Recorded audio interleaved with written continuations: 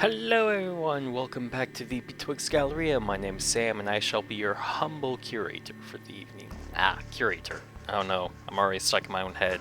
Ugh.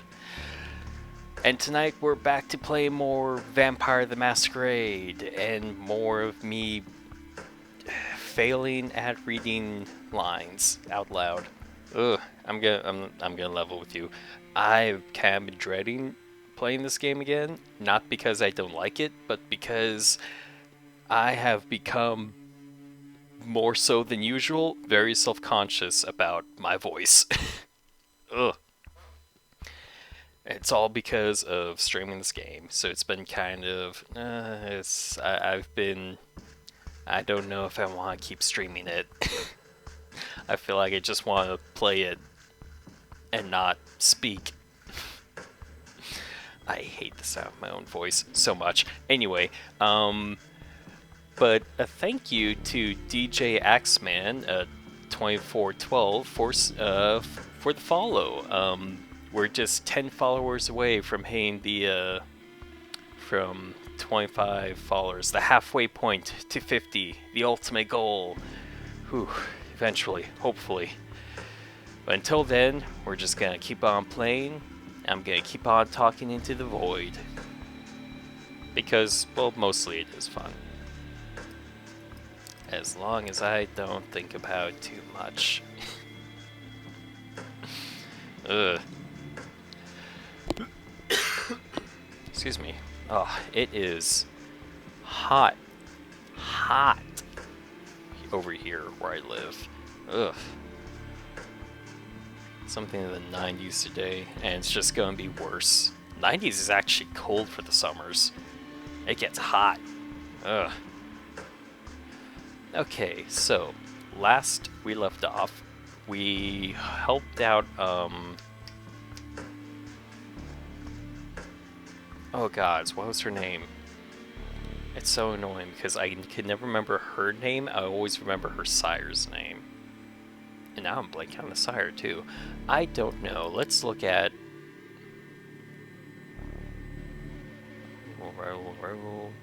What was your sister's name? Tamika! Okay, last we left off, we helped out Tamika. It's kind of loud in my ear. Excuse me. So, I think we're going to help out Hope here. I think we finished up Tamika's story, I think. I'm not too sure. Okay, that's right, and we got rest.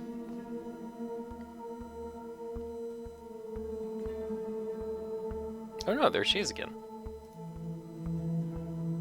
It's been some time since that kindred is... Oh my god, I'm sorry, please be patient with me.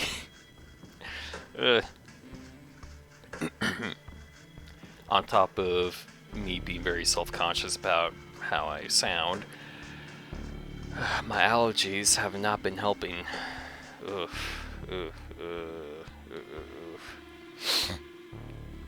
It's been some time since what kindred historians will no doubt refer to as the Battle of Cloisters. Still no word from Tamika. Maybe it's time you drop by and see what she's doing. Okay. What's Hope doing? You and Hope set out to destroy Cara. Cara Montgomery's company from the within. And we have not started any of these. I feel like we should.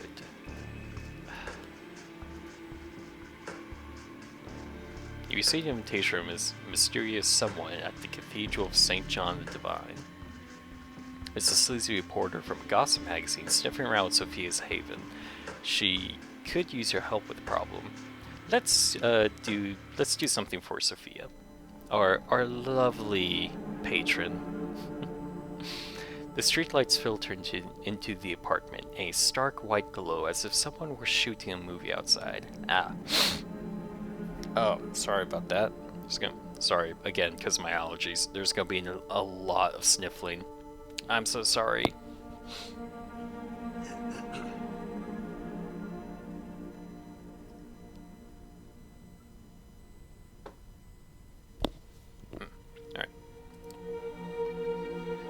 The art pieces display a tastefully expensive and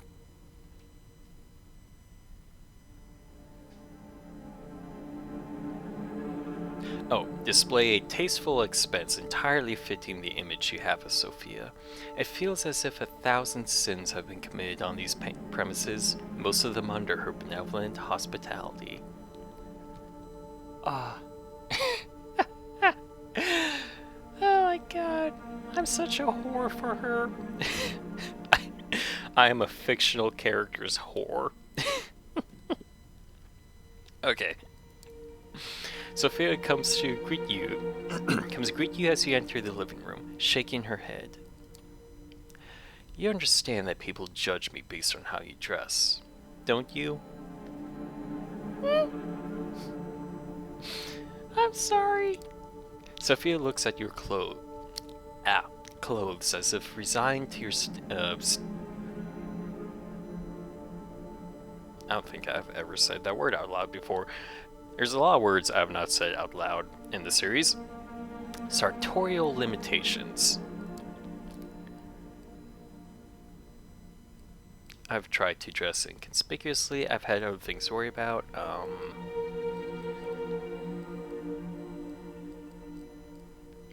Let's be honest. We've had other things to worry about. We've kind of lost sight of our self-grooming. I'm imagining our characters just not had a day of rest, at all. I've had other things to worry about than shopping for clothes. Sophia walks to the window and looks out, the streetlights playing on her features. She reminds you of a queen contemplating the unfortunate limitations of her subjects. S's. You'd think that a vampire, at least we wouldn't have to. You think that as a vampire, at least we wouldn't have to worry about the vultures of the press. Unfortunately, when you have power and ability, there are always parasites trying to feed. Wait, let me do that again. Unfortunately, when you have power and ability, there are always parasites trying to feed on you. Is there a reporter after you? I'll go beat the bastard up.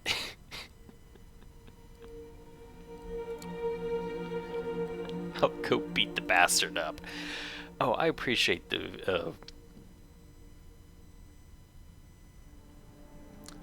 Can you tell that I'm not very well read? Coming across words I've never heard before.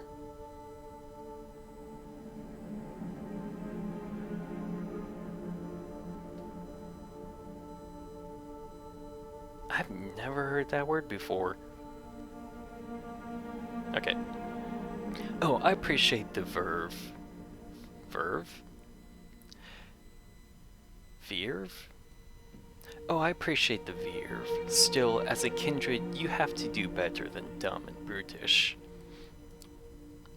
Sophie steps away from the window and settles down on Sophia. My mouth function, please.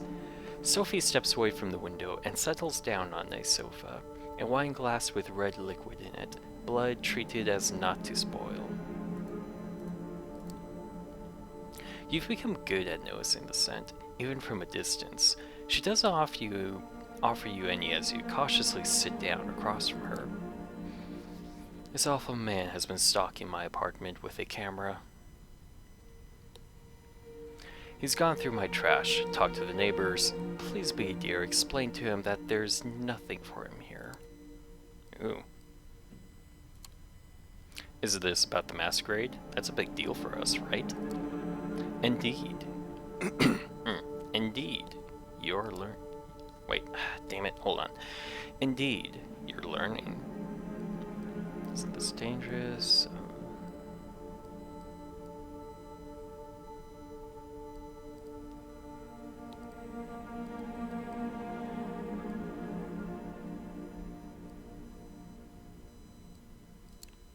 This must happen often. How do you usually deal with it? Everyone has their own way. Sometimes a problem goes away with a bit of money or a sharp word. Come on. Sometimes a problem goes away with a bit of money or sharp words. Other times you need something more. Do you know anything about this reporter? Man, woman, young, old, anything like that? All gossip reporters look the same to me. Wait, hold on, I'm gonna try that again. Oh, all gossip reporters look the same to me. Time for you to go. I have business to attend to. Yes, Mom.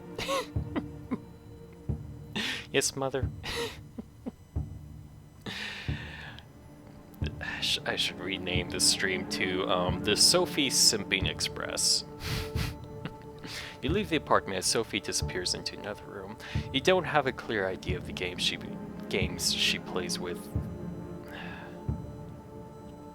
I gotta read the whole thing first. You leave the apartment as Sophie disappears into another room. You have a clear idea of what the games she plays with in the city's mortal and immortal structures, but she always seems to be making a move. Outside on the streets, there's a slight warm drizzle, the kind that gets under your clothes. I swear, English is my first language, I swear. The kind that gets under your clothes and makes you want to take a shot. God damn it, I'm sorry, give me a second. That makes you want to take a shower when you get back to your own haven. No reporters immediately jump out to you. Investigate the area, stay put, keep an eye out.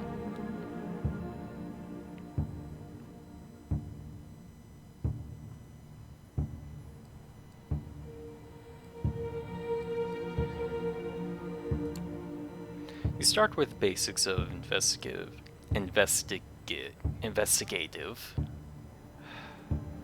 I'm sorry, I'm in my own head. I'm just... Ugh.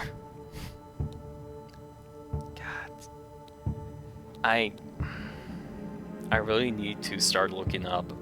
I know I keep saying this, I really do need to start looking up, like, presentation classes or something, like just some tips on how to, like, speak. Because just simply, like, keeping your back straight and your chest and your shoulders back is not enough for my horrific pronunciation issue and what feels like a disconnect between my brain and my mouth. Seriously, I'm starting to think that I had, like, a stroke at some point and I can't properly hear what I'm really saying. Ugh. You ask the proprietor of the bodega around the corner, the homeless man sleeping in a nearby doorway, and the doorman of another building whether they've seen anyone strange. Detective work produces results. You get the description of a man who sounds like a reporter. Older, overweight, pasty, and in bad physical condition. Professional camera. Once you know what you're looking for, it's not difficult. You spot a man who matches the description and follow him. You enter an alley, a dark, dingy space between two tall buildings. Once upon a time, a place like this might have worried you, made you think of muggings and violence. Now it's clear that the most dangerous thing here is you. The man you are following seems to realize this too soon. He holds his camera in front of him like shield. Its heavy objective.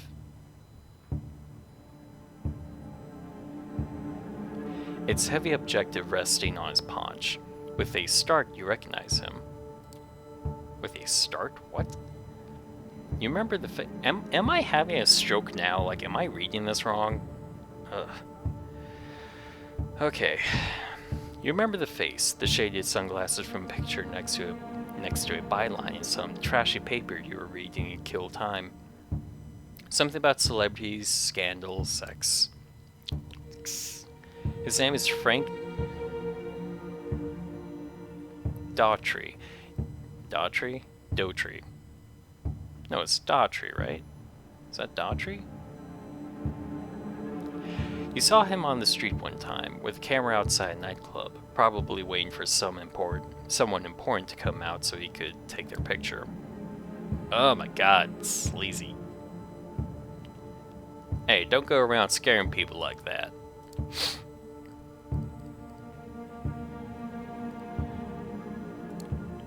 You're Frank Daughtry. I recognize you from that thing. You're a fake reporter, right? I'm a real reporter, damn it.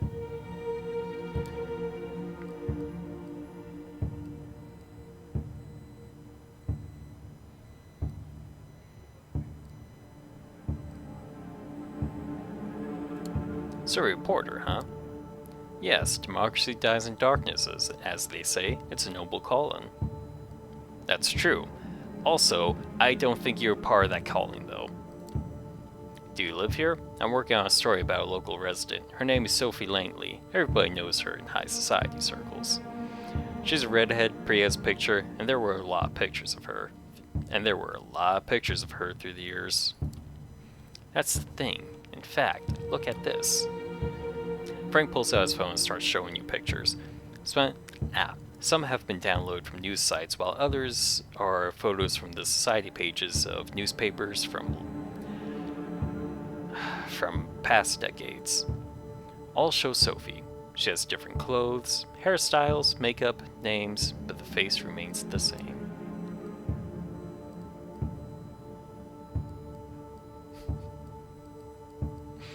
They're all hot, other than that, I'm not sure. Come on, look at the face. It's always the same.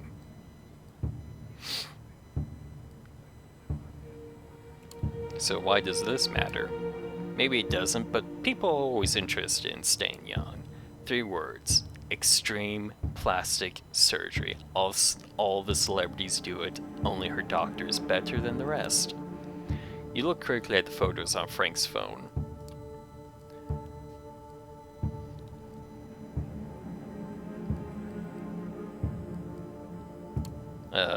Sure, I guess, if you find who the surgeon is. Let me know, I could have some work done.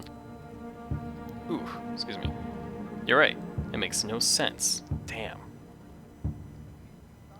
Wait, was that him, like, realizing it, or was he trying to, like, throw me off? So how would you explain it?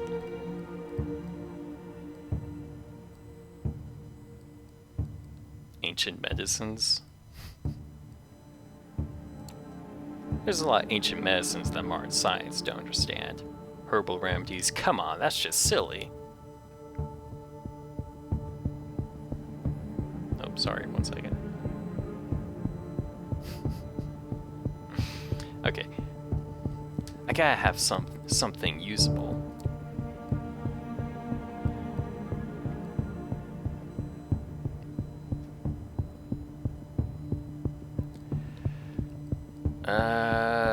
Neither of these seem right, but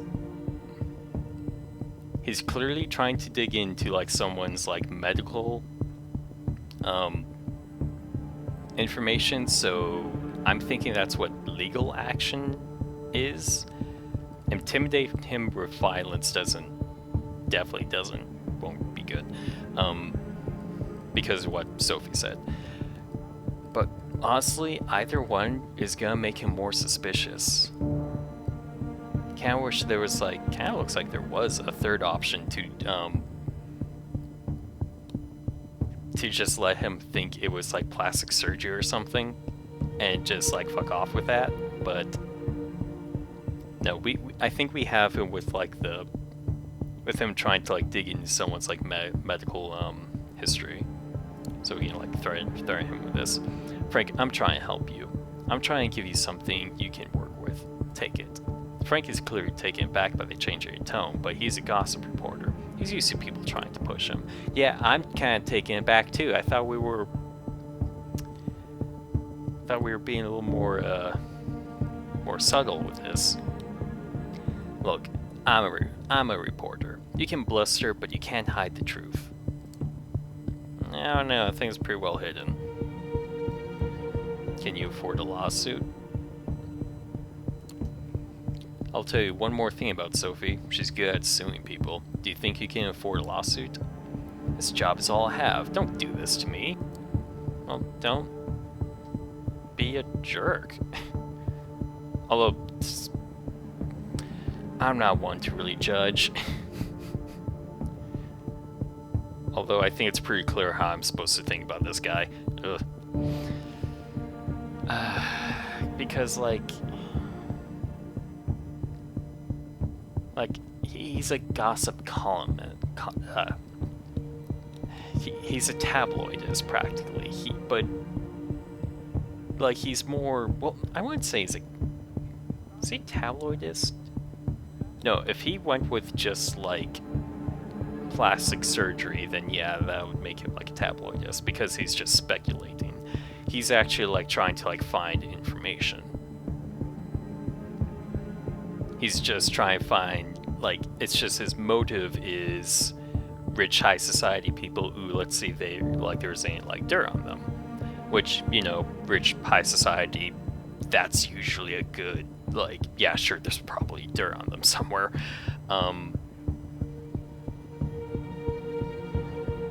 But the vibe I'm getting is that he's more of just looking for dirt for, like, I mean, it's, as the text said, gossip columnist. Columnist. Ah, words. I can speak, I swear.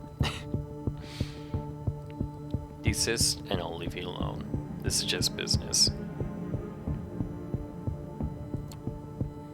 This is just business, Frank. You became a problem. That's all. Frank is taken back by the brutality of her tone. Well, it wasn't that brutal. He has been intimidated many times before, but he also knows that sometimes the threats are real. This time, he senses you're not kidding. He's just an aging man trying to salvage a career. Ah. You win. Hope you and Sophie Langley have a happy life. Deflated and hunched over, Frank trudges away from the alley. You stare at his receding figure. It's hard not to feel sorry for him. In Sophie Langley, he took on something way too powerful for a small fish like himself. Now I feel bad. Oh well. Okay, now, what should we do? So we helped out Tamika last time. Let's go see what Hope is doing. Ian Hope's out to destroy Cara Montgomery's company from the within. From inside, yeah. Hope's clearly scribbled message. Oh, that's right. Hope's poorly scribbled message reaches you in your haven. Within an unmarked envelope, you find a barely legible address you're supposed to reach and the hour you're expected to arrive there. This is it then, the night of the final showdown. It's the final countdown. Do, do, do. Okay, one good thing about me having a terrible voice is whenever I sing something, copyright ain't gonna pick up shit. You check the clock. There's way more than enough time to comfortably reach your destination, but you decide to take a drive early, just in case. The ride is uneventful, but becomes more and more tense as it goes on. The gravity of this situation starts getting to you. You're about to set out an operation against a key NYC figure, well connected with both human and vampire elites. What if her security overwhelms you? How will the council react to your raid? How will the council react to your raid? You can only trust that Hope has thought it all through. She doesn't seem like the type who'd attempt a suicidal mission. Which isn't something you typically say about a person who regularly inflicts violence on herself in front of the camera. Hey man, it's her body, it's her art, it's her business. When you arrive at your destination, you find yourself in front of a building with a double spiral logo on it. This must be Montgomery's headquarters then. You know, I say it's like, it's her business, like, I just hope that she stays safe. As like a blanket statement for everyone's, like, art involving their own body and just their own body autonomy. Just stay safe. That's it. Whether you're doing Jackass or you're like buying yourself, just stay safe, please. You look around the street and notice an obnoxiously lavender Mazat. Mazda car parked nearby. Mazda? Have I never... I don't think I've seen Mazda spelled out. Have I? I don't think I have. Huh. Even though you've never seen it before, you might have an idea who it belongs to. You park your own car at a distance from the double spiral building and approach the Mazda. A familiar figure is behind the wheel, holding a smartphone in her hand. You knock on the window. She opens a window without turning her eyes from the device. At a romance apocalypse. Wow, you're early. Oh yeah, what was the voice I gave her? Did I give her a voice? Can't remember. Hold on, I'm gonna drink some water.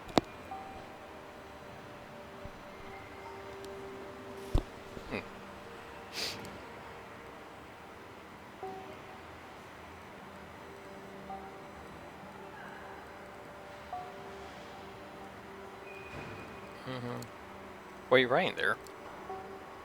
My last will and testament. She lets a dead silence linger in the air for 10 seconds. Then she stops typing, diverts her eyes from the screen, gives you a melancholic stare, and winks. I love her. She's fun. Psych. God damn it. Come on, what's with that face? I suffer from too much FOMO to let myself die. That's a mood. I've got accounts to run, notifications to check. Plus, no way in hell I'd allow Montgomery the satisfaction of a draw. We're going there to secure a flawless victory. No time to wait. Let's go. She gets out of the car and motions you to walk with her. Anywho, glad you managed to make sense of my ugly scribbles. I totally forgot how exhausting it is to write stuff by hand. Ugh. Still, not as exhausting as having to deliver messages personally to someone's door. Next time you meet Langley, ask her to get you a flip phone or something, okay? You reach the front of the building. We're about to burn this shithole down to the ground. Like, literally or metaphorically?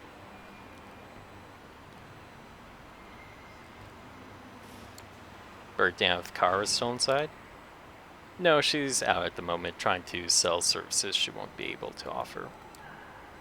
You see, our job is easy. We need to get in, destroy the server connecting all the double spiral research, and walk out. No spectacle, no dramatic showdowns. Hell yeah, direct action. Now, I know exactly what you're going to say. But wait, Hope, if this day is so priceless, shouldn't she have external backups? Is Cara a complete dunce? Excellent question, my neonate friend. With neonates. The answer is yes, she's a dunce. But aside from her numerous negative qualities, she also has a positive one. She's totally paranoid. Apologies for my voice. She used to be a naive dumbass who wouldn't even cover up her laptop camera. But she lost trust in all external companies after a little cyber espionage incident. Wait, she was in charge of one of these companies, and then after a espionage incident, that's when she got paranoid? Wasn't she, like, selling people's data? Shouldn't she, like...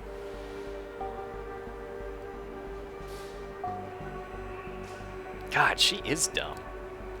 She's obsessed with not uploading her precious data anywhere online. Oh, excuse me. Sorry about that. Now she only has one physical backup hidden deep inside the headquarters. Nobody has an idea of where it might be, but I do. Normally I'd never be able to reach the place. Double spirals like an underground base. The walls and doors are reinforced, both against the living and the dead. But the answer to this problem is simple. We only need Cara to lend us her voice so that we can override all the security measures and get to the heart of the facility. What do you say, Car? Wait. Oh, yeah, she's talking to her phone. What do you say, Cara? Will you help your girl out for old time's sake? Hope quickly writes something down on her phone. A few seconds later, a nearly perfect imitation of Cara Montgomery's voice escapes her speaker.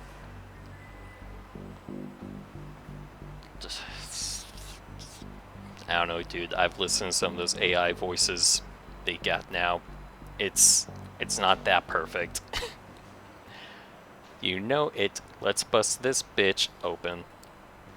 Wow, the sound quality is incredible. The voice sounds only the tiniest bit off. Whatever she paid for that tech, it was worth it. Oh, and if you're afraid of consequences from Camarilla, don't be. I'm assuming full responsibility and my ass is covered. I've got some favors to collect and to offer. Besides, Kara's a goddamn snake and everybody knows it. No important player will miss her influence. They were only tolerating her in case she hit big with her tech. Wow. Ooh. It's all about cash in abundance. Life's a bitch, then you die. Some parts sound a tiny bit too robotic. Could there be a pattern there? Oh no, because we messed up the... Okay, so we missed like one bit when we were like talking to Cara last time when we got her voice. Now I'm kind of worried that if it wasn't perfect, too bad she won't ever get the chance to succeed. So, without further ado, shall we? Hope starts marching toward the revolving door. You close your eyes, make an effort to sharpen your senses, and follow the Malkavian into the lobby. Into the lobby of the double spiral building. There's a sole security guard at the entrance. He raises his voice to ask about your business, but is stopped short by Hope's commanding voice. No need. We're expected. The man looks lost and disoriented for a moment. Then the gears in his head slowly begin to turn, and he nods his head, silently opening a gate leading to the elevators. Oof. Hold on, I'm gonna stretch a little bit.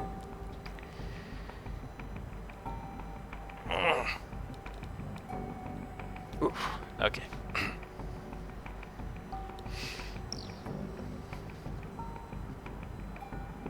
Hope heads into one. Hope heads into one of them, and you follow. She presses a button, and the car starts heading to the lowest floor. Okay, so the writing is fine. It's just like this sentence structure is really throwing me off. I'm like 100% sure that's just a me thing.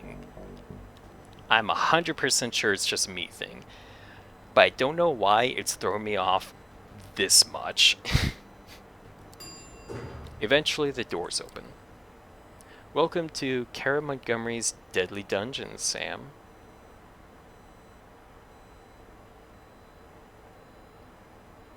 Kinda looks like a hotel room. Or hallway. What appear before your eyes are the dimly lit corridors of an IT office, empty and silent. The air is stiff and dusty, and there's a sharp, rotten stench in the air that you're unable to identify. The menacing atmosphere makes it hard to recognize at first, but this looks like an active workplace. It really is a dungeon, although a corporate one, where people are cheated of life. You feel a pang of anger. This is the real face of class warfare. These are the conditions people in power would offer us if they didn't feel a need to keep up appearance. Let's just get to the first floor and test my little Cara out. You follow her... dang. You follow her... Sorry. You follow her until you reach the end of the corridor. There you encounter an expensive-looking reinforced door with voice controls on the side. Hope pushes a button. A robotic voice comes out of the speaker.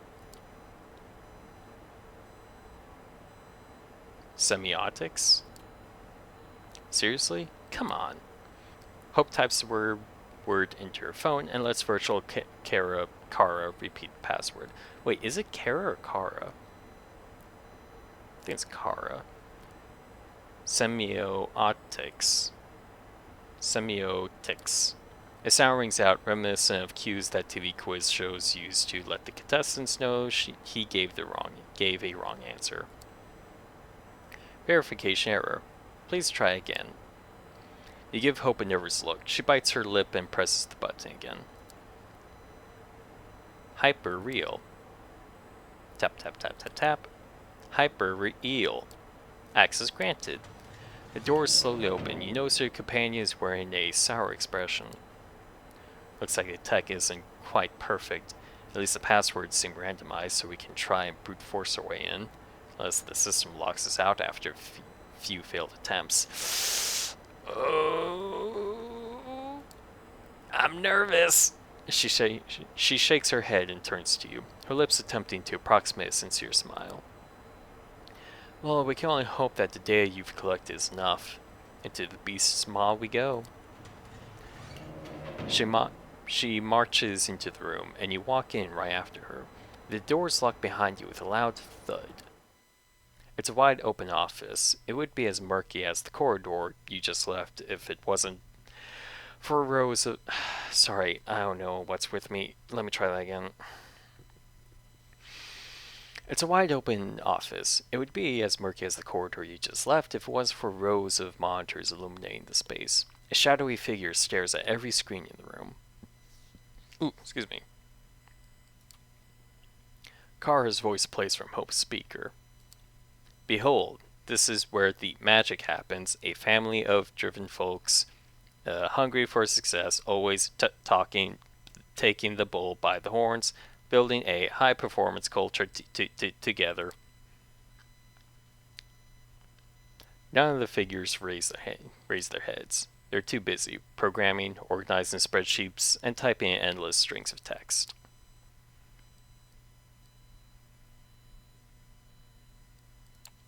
What's wrong with these guys? Don't worry, they're likely just a bunch of ghouls and whatnot. Hardworking, conditioned, tireless, low maintenance, kinda dumb. Perfect workers. Oh my god, they're literal ghouls. Holy crap, that's horrifying.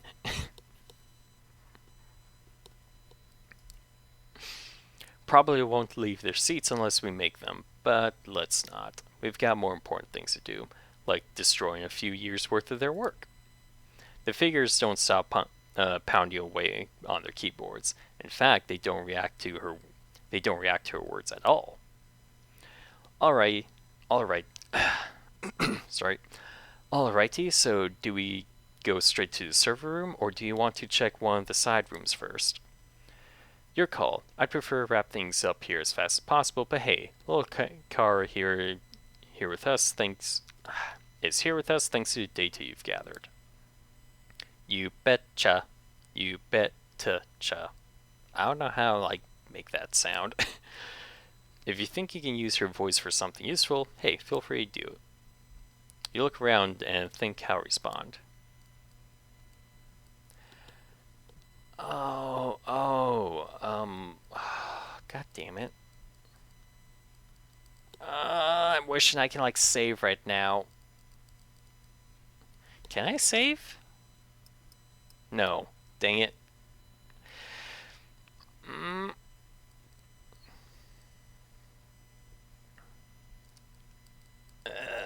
What do I want to do? Let's just move. This door looks curious. Because I feel like side stuff is a trap, but I'm also thinking that maybe side stuff can save us later. But I'm also thinking no, let's just go straight to the server, because if we get it wrong, I don't want to get, because if we only have a few attempts to get through a door, every door, I don't want to waste it getting through a side door. Let's just go to the server, do what we came here to do, and leave. No, this is your show. Let's just get out here as fast as we can. I hear you. This way. You follow Hope out of the room. Another depressing corridor, reeking of who knows sorry. Reeking of who knows what. You expect Hope to walk to the very end again, but this time, she stops halfway and starts mumbling under her breath. Wait, was it this door, or... Don't tell me she moved things around. Oh no! Was it the other door that we just left? It looks like she's been here before, not a surprise in itself. But she gives off an impression of a person who used to know the entire layout. The entire layout of the building very well. After brief reflection, Hope approaches the door a few feet away and pushes the button next to it. Apocalypse. Well, that's cheery. Apocalypse. Access granted. You walk inside. At first glance, this office seems very similar to the last one you entered. Rosa screams, "Oh no!" However, Hope quickly spots a difference. Target confirmed. Moving data room. Oh, okay, good. There's a room with endless machines at the back of the open space. Hope walks in, takes out some hardware out of a bag she's carrying, and begins the process of removing the data. She have invested in SSDs. It's time to bust out my portable degosser. Degosser? Wait, hold on. So she's still using like regular hard drives? Oh my god, she is paranoid. She turns to you. This will take a good minute. I've got a few other tricks up my sleeve. If you find something that interests you, let me know. Should you wait near her or take a look around? Let's look around. I'll take a look around. Might find something interesting. Have fun, dear. Oh, have fun. Dear God in heaven, I know I will. You start walking around for a while. You notice nothing but errors that start popping up on the screens here and there. The ghouls try to fight against them, but quickly realize it's futile and surrender. Eventually, you find a door with voice controls. You call out to Hope. She pauses her work for a second and approaches you. This door, huh? Alright, let's give it a shot. You press the button. Canoe and kayak. You watch over Hope's shoulder as she types a password with incredible speed into a homemade-looking app. Then Cara's voice sounds out. Canoe and kayak. Access granted. Alright, you know where to find me. She gets back to a day as you start exploring. Well, not that there's much to explore. It's more of a closet. Inside, you find all sorts of bizarre items around the shelves. Some old newspapers, a Windows 95 for Dummies book, a 4GB MP3 player, a hookah, biography of Amy Winehouse. Wow. Sorry, I just got a flashback to like 2008. Finally, you find a little box marked with a smiley face. When you open it, you're surprised to see something you recognize. A bunch of post-it notes with hand drawings depicting tattoo patterns that can be seen on Hope's body. You leave the closet and go back to the day room. There, you wordlessly pass the box to Hope. At first, she seems annoyed to be dragged away from work, but when she notices the post-it notes, her eyes become dinner plates. You found those in that closet? You nod and look at her expectantly. She takes a deep sigh, closes the box, and puts it in her bag. Cara and I have a history. Background info. Background info. Background info.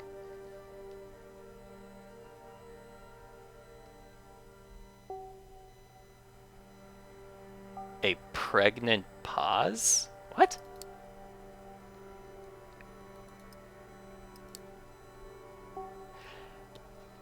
Give me 2 seconds, please. A pregnant pause. Question that will be followed by something significant. There's a word for that? Or not a word, a saying? What?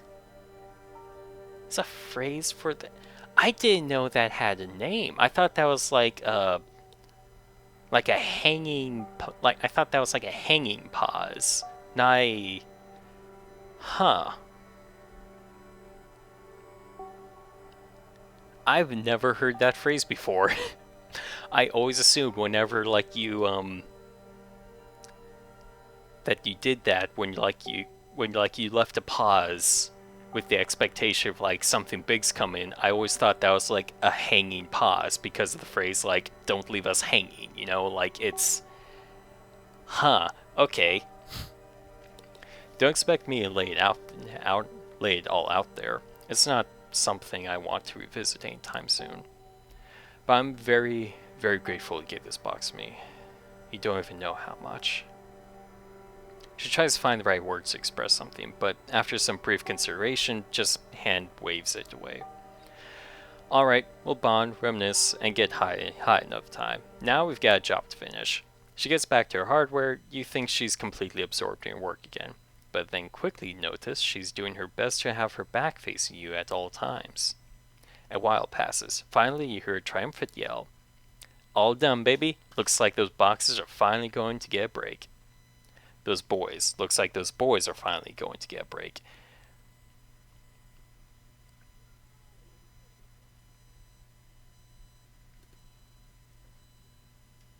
Sorry, hold on one second. I'm gonna go check on something real quick. Be right back.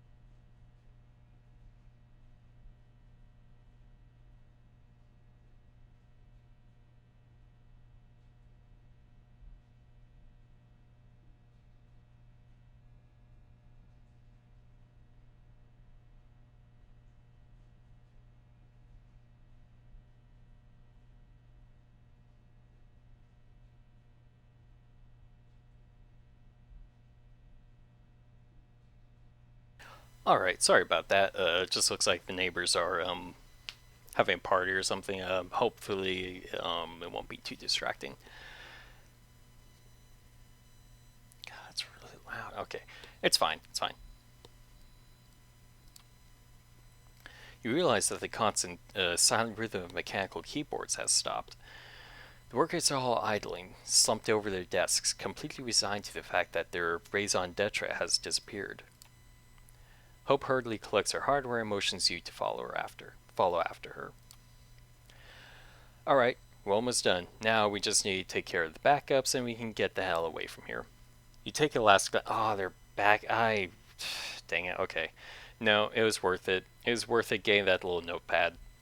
Or notepad, sticky notes. You take a last glance at the ghouls and follow her steps. Yet another corridor, hardly discernible from the previous ones. This is a giant underground complex. How much money has Montgomery spent on it? Hope looks around, frowning, mumbling something indecipherable. Come on, brain. Eventually she points in front of her. 7 sevens. There. This is where she must keep the backups. It's a sturdy metal door, unlike any other in this building. Right next to it, however, is a voice-based security system you know pretty well by now. Please, please, please, just no last-second surprises. She hesitates to do it, but eventually she pushes the button. Eternal Return. Hope dutifully types down the term on her phone. Eternal Return. Access denied. No! Hope hisses her breath. This time you push the button. Double spiral. Tap, tap, tap. Double spiral. You feel like time is frozen. For whatever reason, it takes longer than usual for the speaker to deliver a verdict. Oh, holy crap. Access granted. Yay.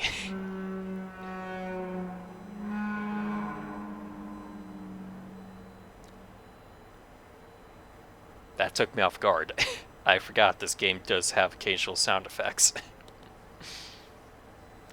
What a relief. The metal doors grind loudly as they invite you in. This time you walk in first and Hope follows. Wait a minute. You recognize this. What the hell? It shouldn't be here, but there's no two ways about it. Did... What? Did we get caught? Are we hallucinating? Oh no, I hope... Oh, I hope we're not hallucinating. There's no two ways about it. This is Hope's Haven. Same bed, same... Oh yeah, we're definitely hallucinating. Some trippy, dark woods shit's going on here. Same decorations, same ambience. It's all a lot more dusty, but... The backups are in the back. I'll just get them. Wait, hold on. I think she's saying that a little bit more shaky. The backups are in the back. I'll just go get them. She seems a little sheepish as she approaches the double spiral devices and unpacks her own hardware to take care of them. You take in your surroundings.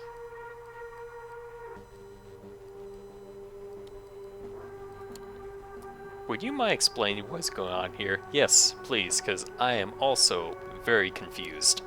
Hope sighs.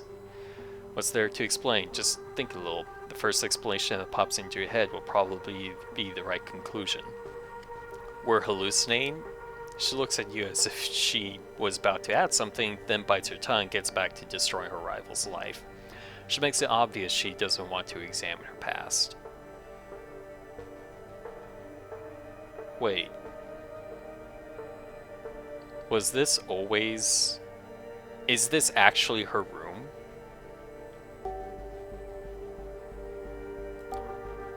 You rest against the bed, quietly watching Hope's technological wizardry and wondering about her past relationship with Cara for who knows how long.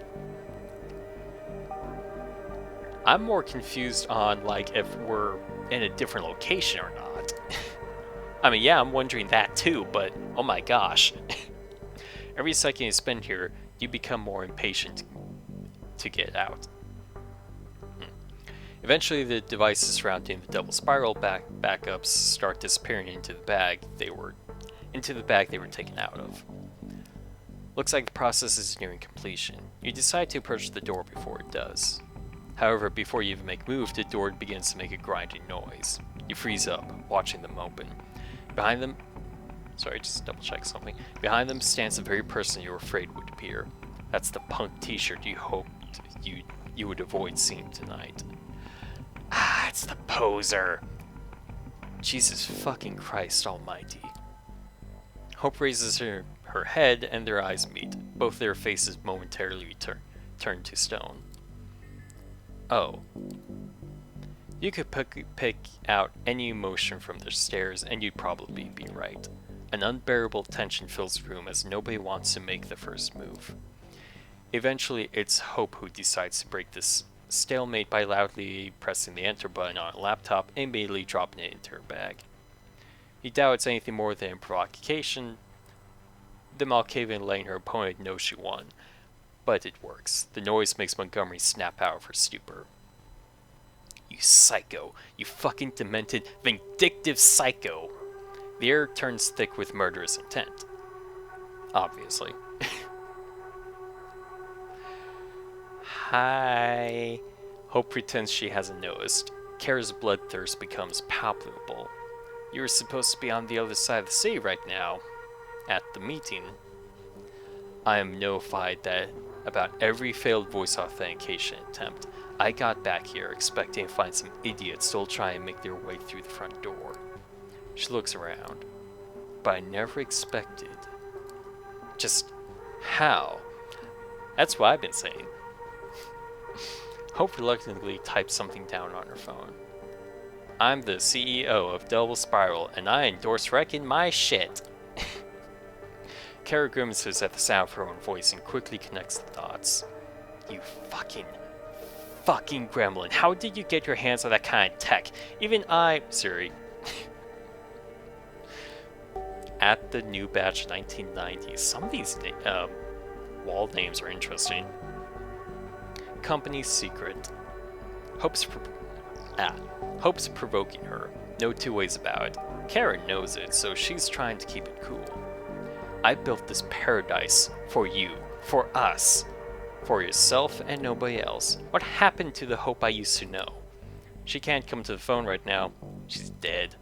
I regret the day I let you into my life. Stop lying to yourself, Cara. You only regret the day you let me out of my life. Shouldn't have let your mask slip, honey.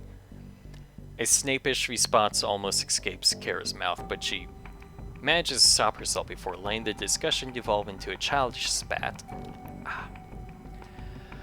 Oh my god, S's. Just tell me there's a copy of my data you haven't ruined, and I'll let you out of here alive. She gives you a hateful look. Both of you. Sure, it's buried in a grave down by Central Park. You can't miss it. Wait, are there graves in Central Park? No, it's a national park. They wouldn't have a cemetery out there. Would they? I don't know. Hope tilts her head and flashes an evil ear-to-ear grin. Oh, she's loving this. I'm loving it.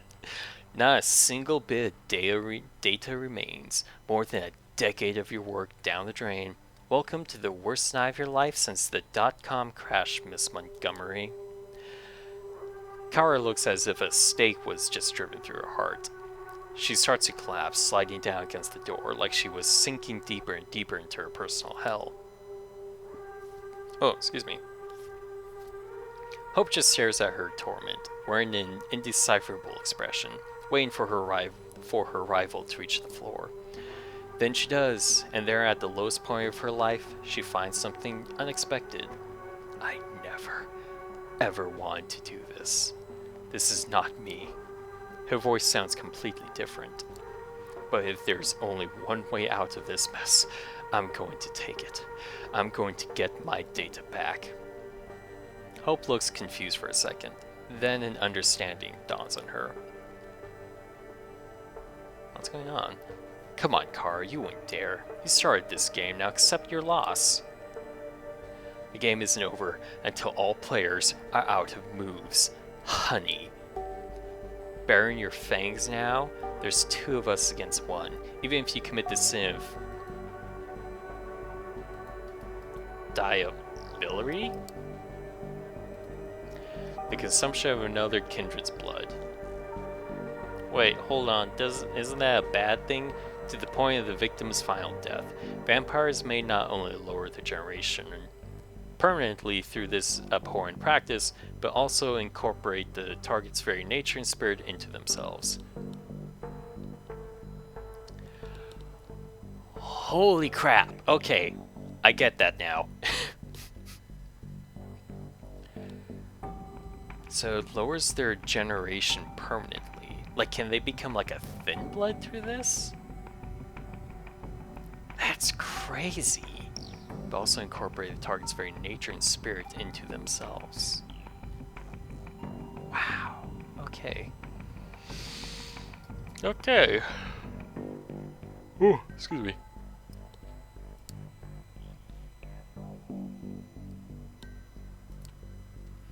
The last time something like this happened to me, I was ready to die.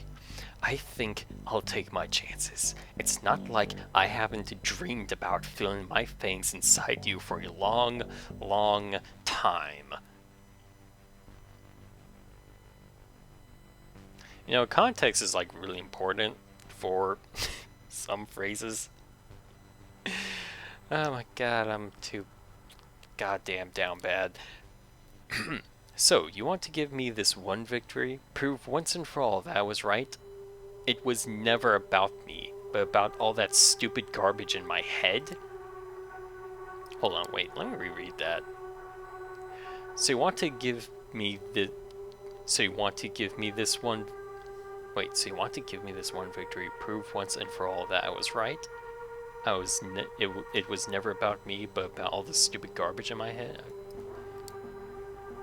What? Wait, hold on, I think I missed something. Yeah, because she wanted, Hope to work for her, as I recall. Okay, but is that weird? Is that just worded weirdly? It's just me. It's just me. I know it's just me. It has to be just me. A victory? Please. Victories are material. They aren't like your little online arguments. Weren't you into crypto? She's seriously about this, Sam. She wants to devour me as a whole, sacrifice her humanity in exchange for access to my soul and everything I know.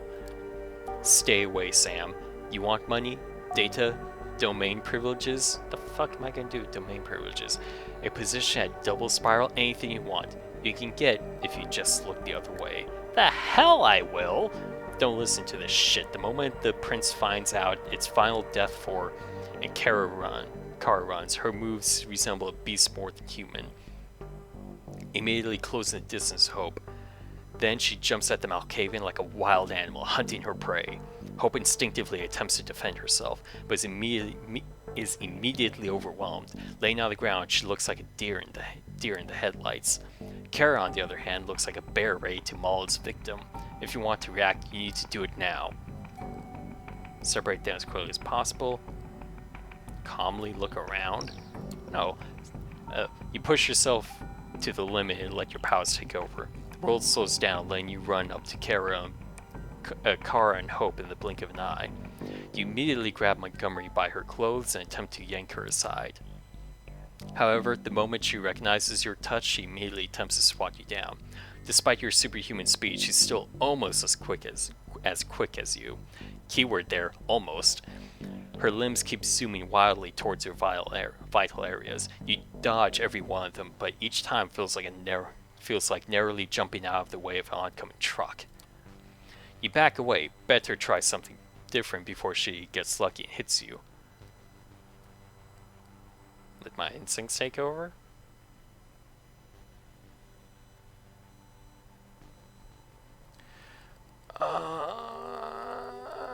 Yeah, just get her off of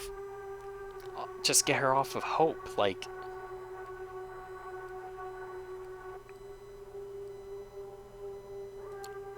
You decide to let your instincts take over. Before you know it, you're already at full sprint. You run up to Cara, grab her, and start pulling her away from Hope. However, you're dealing with a beast here. Choosing to trust your instincts, you underestimate hers. Before you realize what's happening, you find yourself smashed against the nearest wall. Confused and in pain, you check your torso. Some bones feel broken. You still got lucky and should be able to move around, but this will take some time to heal. Cara's already focused on attacking Hope again. Just rushing in blindly won't help. You'll need a plan. Wait. There's no point in just rushing in blindly. Cara's like a feral animal right now. You don't wrestle with those. You use tools to overwhelm them. You look at Hope's bag. Could any of her devices help? No. No way in hell. Think harder. Look at the bed, the pillows, the canopy, hooks hanging down from the ceiling. Bingo! You grab one of the hooks, yank the chain. It's long enough for your idea to work. You run up to Cara, who's about to maul Hope like a wild animal. Then you stab her with all your strength. The hook gets deep under her skin. Cara yells, but there's more surprise than pain in her voice. You quickly wrap the chain around her a few times, then you step back and start pulling it with all your strength. Cara's taken by. Okay, see that? Haze. Cara's taken by surprise, still not understanding what's going on. She loses her balance and gives her victim a chance to escape. Hope takes it. Still dazed, she takes a second to understand the situation, but when she does, she runs up to you and starts pulling the chain with you. Ah! I know I could do a better yell. It's just I live with other people. I don't want to suddenly just yell all of a sudden. You'd never handle her alone, but Hope displays surprising strength while pulling the chain. A minute later, she's hanging above the floor like a butcher's carcass. The end of the hook is stuck in her chest, and it's sinking deeper as she struggles. However, she's flailing so wildly she might free herself before it puts her out of commission. You use one hand to desperately search for something that can help you under the bed. Belts, handcuffs, a whip, a giant cattle prod. So like when you stake a vampire, like does it have to be wood? I'm assuming it doesn't have to be wood, it just has to be like an object like stopping the heart, right? You have no time to act bemuseled. You put it to her head and turn it on. Whoa! Okay. Ah! The device must be modified. The power current is so powerful it causes scarring almost immediately. She's getting weaker and weaker. All the yelling. It takes Cara a while to accept defeat, but eventually she does. Her body seemingly lifeless, her head hanging down. She looks like a grotesque portrait of defeat. The hook must have reached her heart. God, she's probably got like electric shock therapy too. Probably misses some parts of her brain now. It takes Hope a long time to collect herself. Eventually she manages to speak up. Guess we've gotten up to this point, huh? Just like Cara before, Hope starts to talk in a completely different way than she usually does. You have a bad feeling about this. You want to add my data to yours? You want to add my data to yours? You know I can grant your wish, except not the way you've imagined it. Hope starts mumbling and circling around Cara. For the first time since you've met her, she acts like she doesn't have her phone in her hand. This violent aura. The Malkavian looks deeply into your eyes, and she knows you know what she's tempted to do. You silently beg for her not to do it. It doesn't feel right. She puts on a devilish smirk and starts walking towards Cara. Look like a zombie. No! Don't do it, Hope! She's beneath you! She starts mumbling under her breath, and you can see her fangs when she speaks. Liberate yourself from the shackles of ordinary mortality. Make them scream. Feel their warmth. She stops in front of Cara and turns to you with a melancholic spark in her eye, as if ready to say goodbye. Then she utters one word. Psych.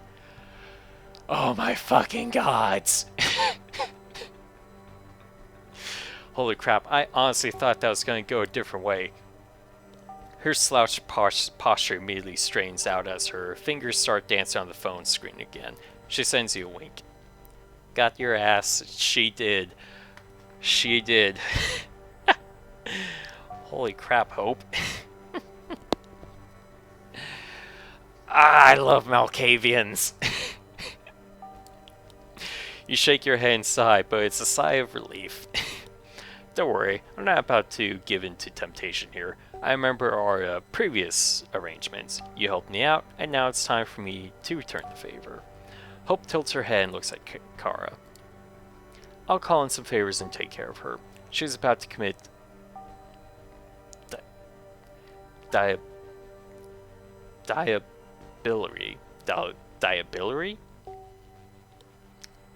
I know some other people who'd love to see her hang for it. Not that she needs any help with that now. A puppet is dangling sadly by a single thread. By the way, I've disabled security, so you're free to leave whenever you want, and call me whenever you want. I'm a part of your gang now, Semper Fi and all that. I'll stay here and take care of some unfinished business. And hey, we've done a great job. You start heading towards the exit and give her a thumbs up before you leave. She laughs a little, already back to her usual self. We got achievement too. Right back at you. See you around, Normie. See you around, Hope. Your coterie just became more unique than you ever thought it would. I fucking love that. I can't say fucking. Crap. I freaking love that. That was great. Well, I can't say the F-bomb because like YouTube's doing some stuff. I don't know about Twitch. I mean, I say it's an 18+ stream, so I'm hoping it's fine, but whatever. It's great. I love that. That was awesome. I can't do anything else tonight. Dang it. Okay. I'm debating if I want to end stream early or if I want to keep going for another hour.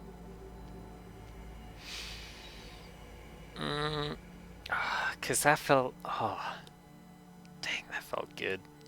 that was great. I really do love this game though. As many like issues I have with like my voice and like the very small hiccups of like the writing.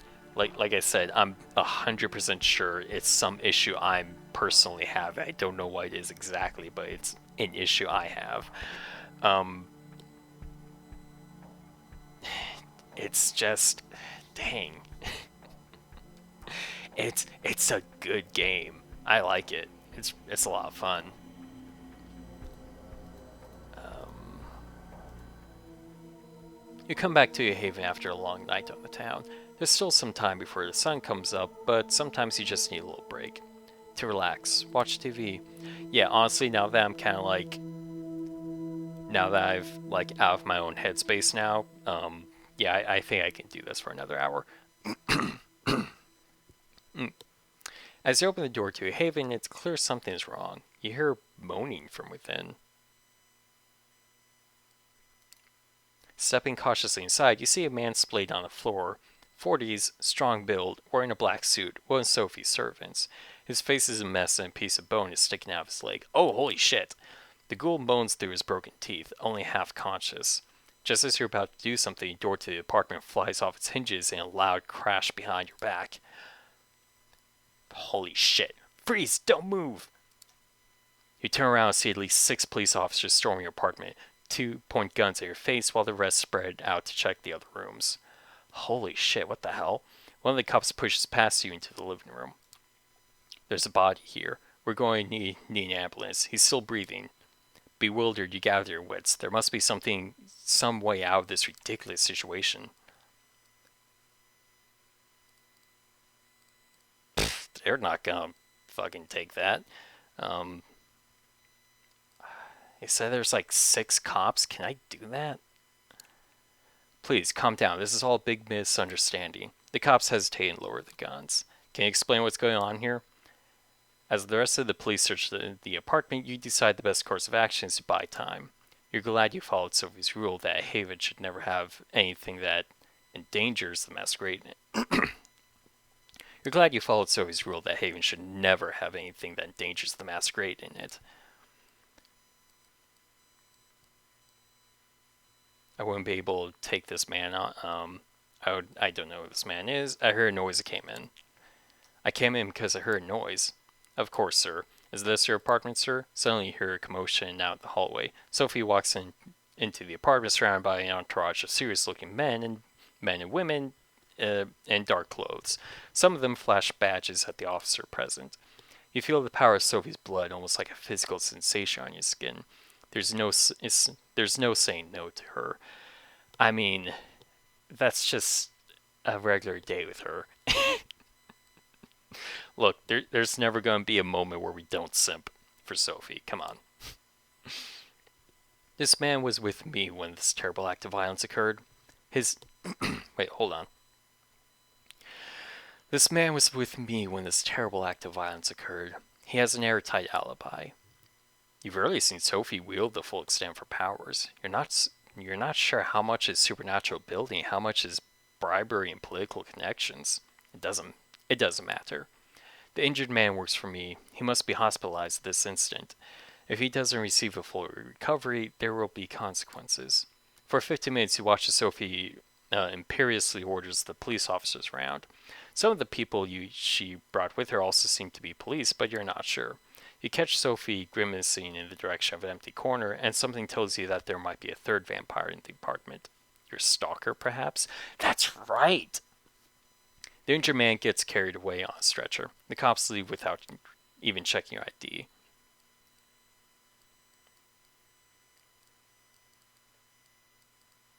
I mean, come on, we gotta say it.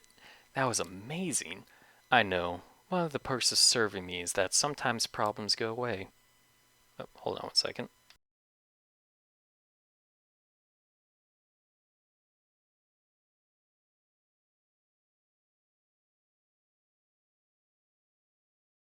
Okay, it was nothing. Sorry.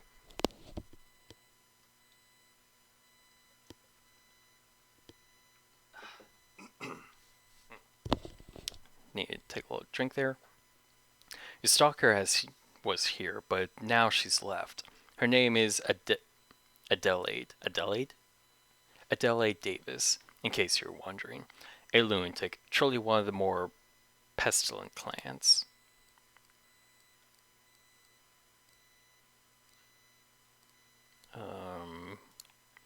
How can I stop this from happening again? You can't. but we can. I'll arrange a little chat with Miss Davis later. You'll join me in Elysium and deal with this problem like the vampire you are.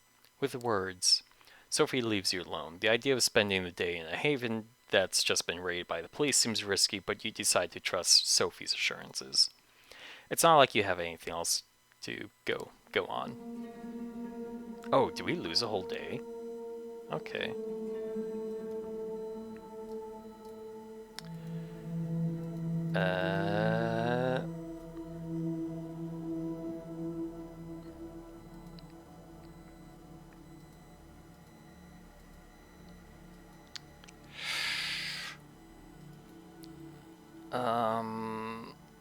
I'm worried if we do Tamika, it's gonna take the whole day.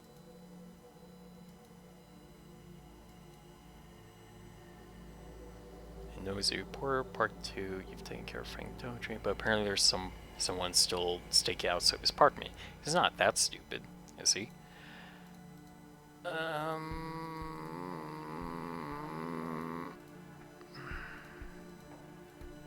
Because I think this will only take up half the night, and then we can do Adelaide. Oh, Adelaide! God, that took me a second. Okay. 100 more. But I want to check up on Tamika though.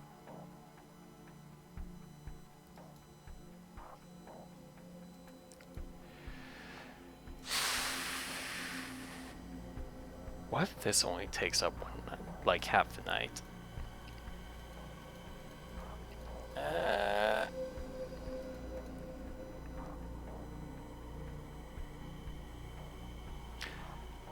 Let's check up on Tamika. Immediately after you enter a park, you can tell that something is wrong. An odd silence hangs in the air, like the silence from a choking victim after the flight leaves them. It doesn't take you long to find Tamika. You see her in the distance, leaning against a tree. As you make your way toward her, she puts her finger to her lips. Only then do you notice the blood dripping from her side. You pick her up, letting her lean on you. She looks at you, her eyes wild with fear and rage. Oh no, what the hell happened? They're here. The Inquisition, they found us. Raoul, he drew them away. Saved my ass. Holy shit. Okay, another thing's happening. He's still out there. We need to go. We need to help him.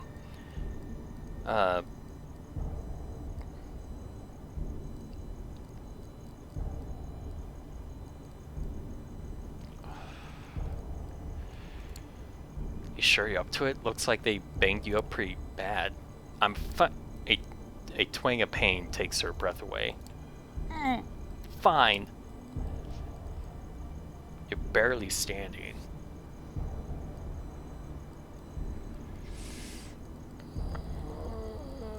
If you say so, you're barely standing.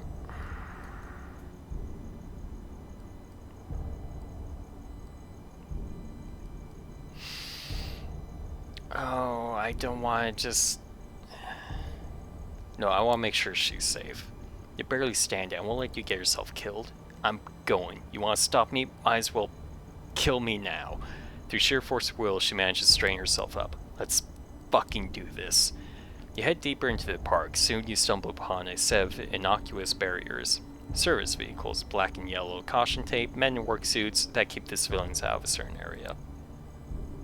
It's not that difficult for a creature of the night to avoid these. You'd almost think that their presence here is accidental, but once you spot black vans deeper in, you get a foreboding feeling. Tamika grabs your shoulder and squeezes. Hard. Hold up. There. You have to squint to see it. 2 SI scouts have taken tactical positions between the trees. There's no way in hell you'd notice them, or hide in time if Tamika hadn't alerted you. Body armor, camo, night vision goggles, rifles, semi-auto shotguns. Some equipment you can't even name. These guys mean business. There's no time. She's getting ready to just pounce on them. Consequences be damned, and you think fast.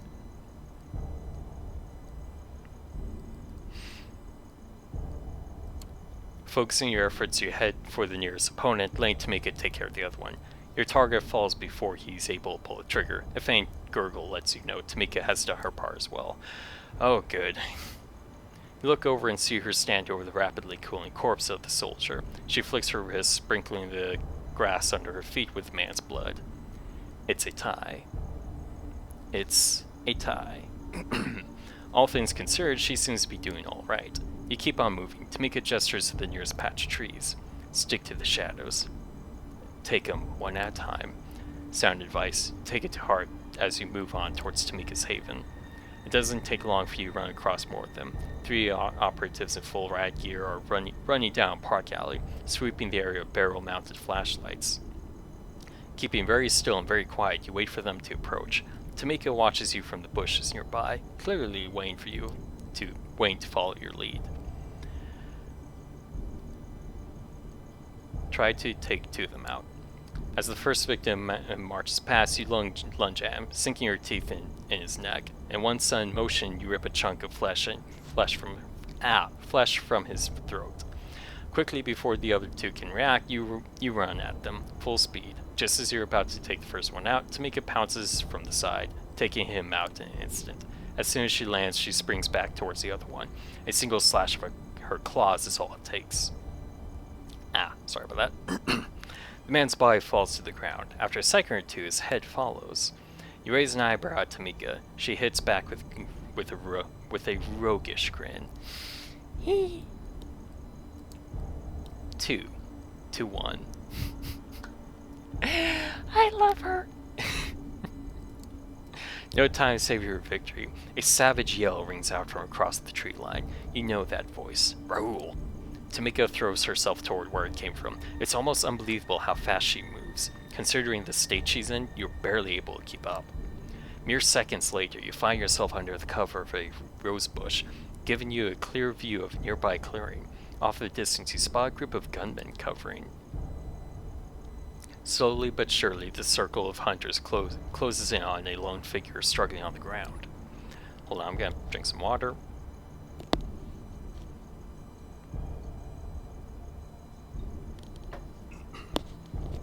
The figure lets out a pained roar. Looking closely, you realize it's Raoul. Caught in the same steel net you saw used against the Sacred One, he struggles frantically, trying to break free. With each passing second, step by step, the operatives close in around him. Driven by instinct, Tamika jerks forward to save her brother. She stops herself at the last moment, as if reminded of your presence. Okay, how do we do this? They'll take him alive. We'll find him fast and fierce. I don't think they're gonna take him alive. Though they might. I don't want to get her hurt. I don't want Raoul to just be taken away. Fast and fierce. No messing around. Take him out as quickly as you can. She nods in approval. Sounds good. You move in like a 2-person SWAT team, staying low to the ground before you finally make your first move. The first 2 hunters meet their death. Unfortunately, it's enough for the others to notice your presence. So much for the element of surprise. As 2 men turn towards you with their fingers already on the trigger, another 2 approach you, stabbing at the air with their cattle prods.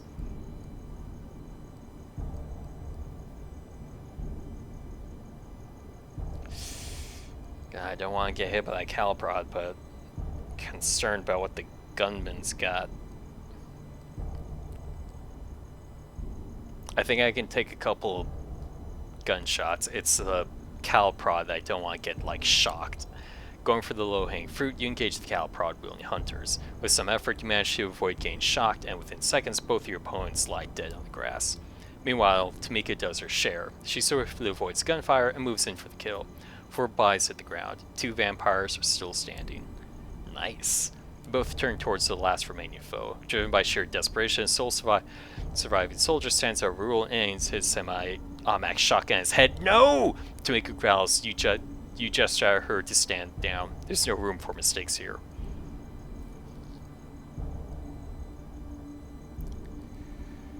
Tamika, on my mark. Yeah, because I don't want to give him the initiative.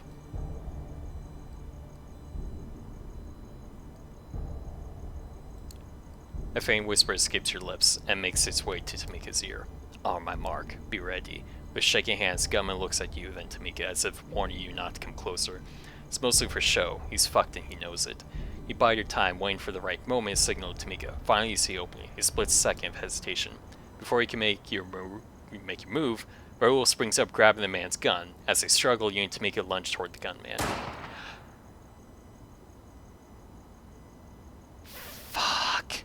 A shot rings out. Raoul's body collapses under the weight of the steel net, his head a gaping hole. The operative looks at you, startled and confused, his eyes widening, seeing Tamika fly towards him, death incarnate. The man's screams echo across the park. She doesn't stop, not when his intestines are spread on the grass, not when his eyes turn to bloody holes, not when his face turns to mush. Raoul, no! Only when the screaming stops, only when it's certain he has met his cruel end, only then does she stop. You watch in silence as she walks over to what's left of her brother. Falling to her knees, Tamika lets out a yell unlike anything you've ever heard. It's as if she's been possessed by some wailing spirit, a banshee screaming out into the sky. Her scream echoes across the clearing until finally, it all goes quiet. With tears streaming down her face, she looks up at you. It's my fault.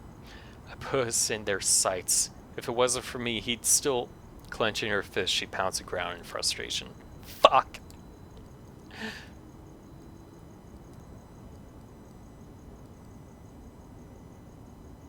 Oh, fuck.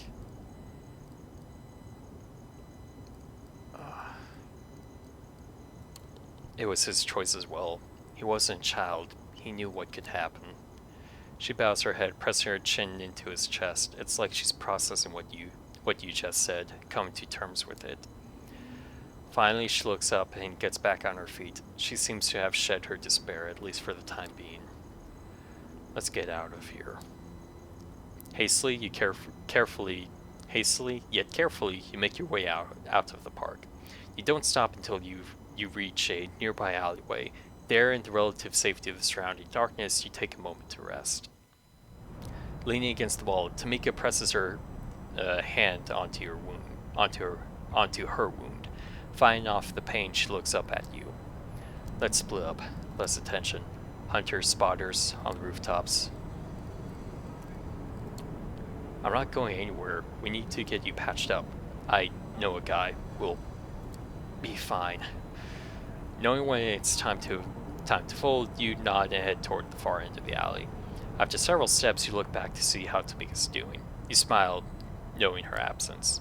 Having managed a couple of blocks without incident, you thank your lucky stars and blend into the nightly New York crowd.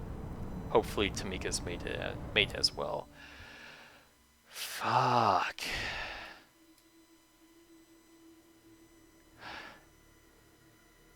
Shit. No. Was that avoidable? That kind of feels like it was unavoidable, but...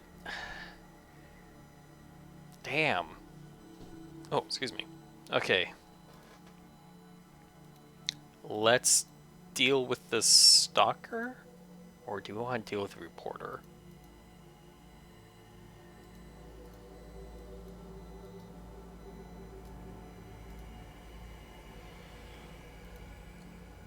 Let's deal with the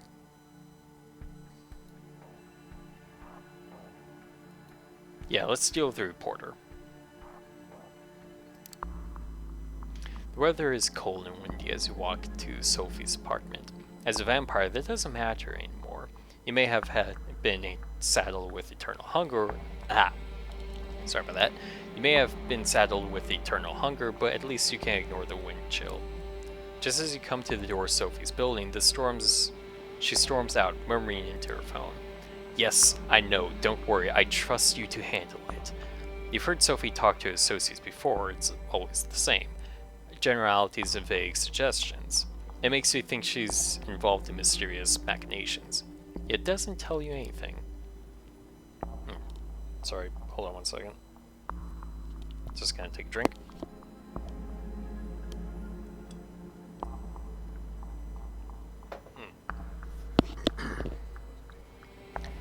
Sophie is dressed to kill, but there's nothing unusual in that.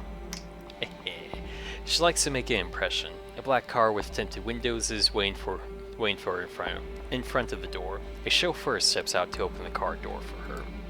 Sophie notices you. I'm glad you're in the neighborhood. If you could look around for me one more time, that would be wonderful. You told me you'd gotten rid of that reporter. Turns out he's still here, snooping around.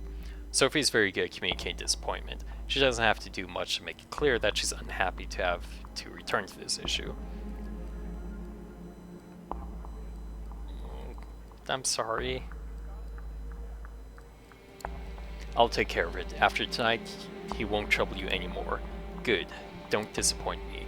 The reporter talked his way into the building during the day. Once the doorman understood what was happening, he threw him out.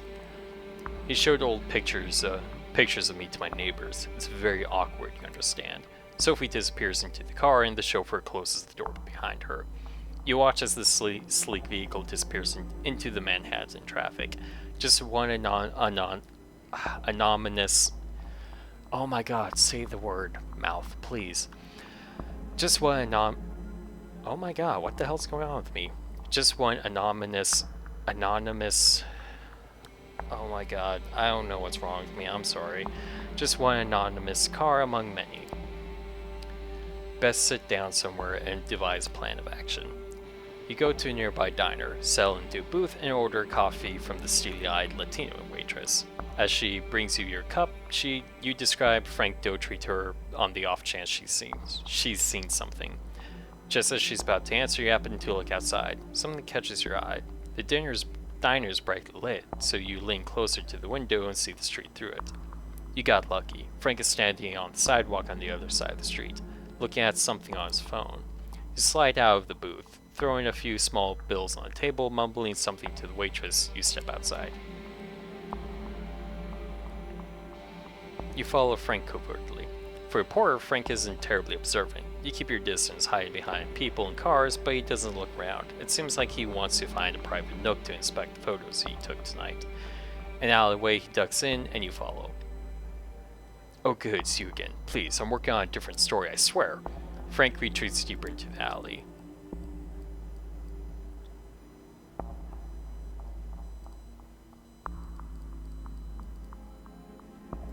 It's fine, Frank. Maybe we got off on the wrong foot last time. Yes. Frank appears relieved and even smiles a little. Okay, I'm sorry I tried to bullshit you. Just tell me how I can help you.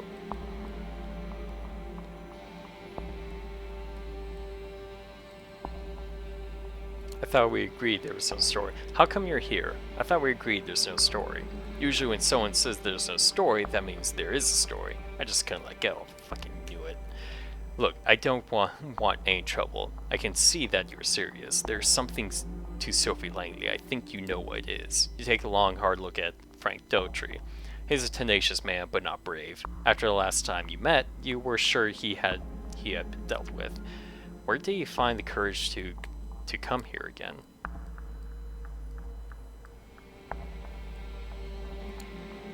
I like you, Frank. You don't give up. What's your real angle here? Everybody plays an angel. That's one of the things you learn in my profession. Sorry, my voice is not doing well. You're smart. You know that there will be others after me. If there's a real story, they will come and find it. Your best shot is with a friendly reporter, someone you can trust, someone like me. He is blackmailing us, so what do you say? Get ahead of the story? It'll be good for you and Miss Langley too. You almost believe it, but something about Frank feels off. What tipped you off? The blackmail?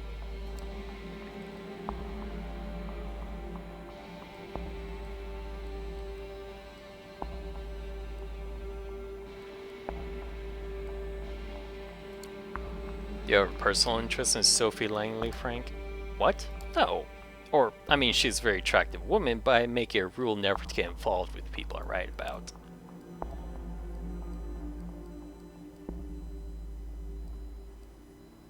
You're known for your professional ethics, Frank. Efforts is about revenge. You're known for your professional ethics, Frank. On this issue, I've never made a mistake. Frank sounds almost sad as he says it. Sometimes I just need some extra money, that's all.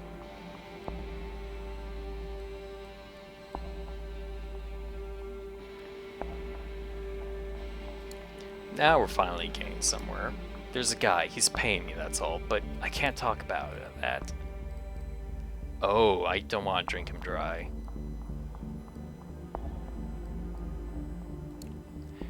Tell you what, Frank, I'll make this easy for you. Work for me, and I'll make your life easier. I want to know who's after Sophie Langley, and you can get me that information. Who knows, maybe this will become a lasting and lucrative relationship. Frank is taken back by your suggestion. Still, he clearly needs a friend. I don't know, I mean, if there are people leaning on me, they won't take kindly to it if I help someone else. I know how valuable you are, Frank. Some days I get nothing but disrespect. I wouldn't mind a change to all that. I don't believe you. I feel like you're playing me. Tell you what, next time something comes up, I'll give you a call. Maybe I'll have something you can do for me as well.